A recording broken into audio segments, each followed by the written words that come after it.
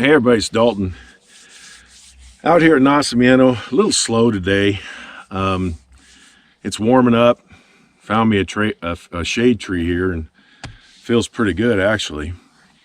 Some of these bass are kind of suspended and having a hard time getting them to bite. And I'm not getting a good shallow water bite today, so try to figure something else out. One of the things I'm going to do is go ahead and start throwing a Hula grub around. And there's some areas out here where you can get kind of hung up. So I'm going to share with you guys how I set up a weedless Hula grub. I have a jig box here. This is the box that I have to make my own colored jigs. I'll share with you one of the jigs that I like. I get it from Tackle Warehouse. You'll find it under lure customization. And what this is a little 3/8 ounce. I have them in 1/4 ounce. I have them in 1/2 ounce. This one here is a 3/8 ounce little ball head jig. I really like these. Now, I'm going to show you guys how I set these up for anyone who hasn't set up a weedless Hula grub. So, first thing I like to do is kind of trim this weed guard down a little bit.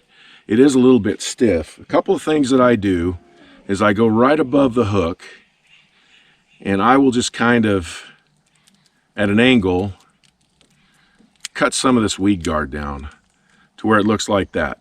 A little less there, but still enough to go ahead and deflect a weed or whatever it may be. Then I take some of the strands here and I'll go ahead and cut them off too. I just kind of cut them like that. And the weed guard now is a little more flexible, which is a little easier to get a bite or to get the fish hooked, especially since I'm only using 12-pound test. I don't want a real stiff weed guard. I want just enough to deflect from that hook. So that's pretty much how I set up the jig head itself. And then I will take the weed guard and I'll kind of flare it out to where it kind of flares out like this. And that's even better as far as getting a hook set, and it'll still deflect some of the weeds or grass or whatever it may be. Now the Hula grubs, I don't know if you guys have bought any, but they've started to put them in a hard case, and I know why. Probably people were complaining because when you pulled a Hula grub out, and they didn't have it in this, it was all squished up, had a lot of problems.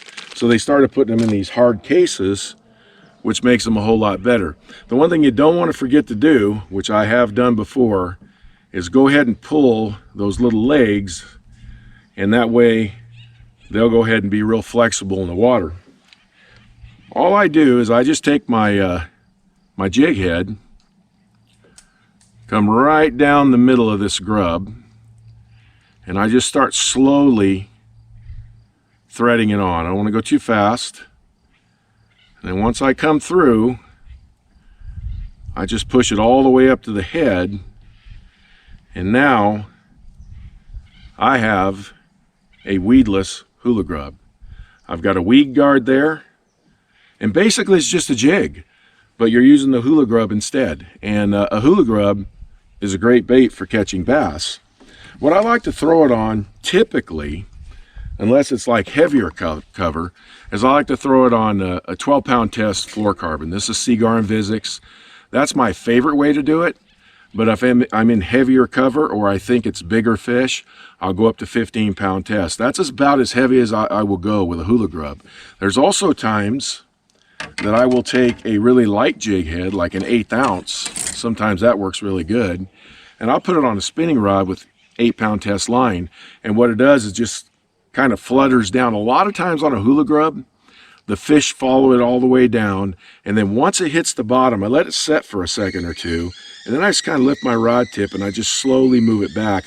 And all I'm doing really is just taking this bait and I'm just kind of lifting it off the bottom, little short lifts. And that seems to be the way I get most of my bites with a Hula grub. So if you haven't thrown a Hula grub, I do recommend you buy some. It's a spider jig, really is what it's called. Other companies make them, but I just cannot get away from the Yamamoto. I just think it's the best one out there. I could actually get the stuff I need to make my own. I don't think I can make it better than they do. I just really like a Hula grub. I actually prefer throwing this over a regular jig, and I have caught a lot of fish on a Hula grub. So I hope this helps, and appreciate you guys. I'm going to keep fishing out here, see if I can get some more bites. I haven't got very many, but I'm just going to keep trying until it gets too hot to want to be out here anymore.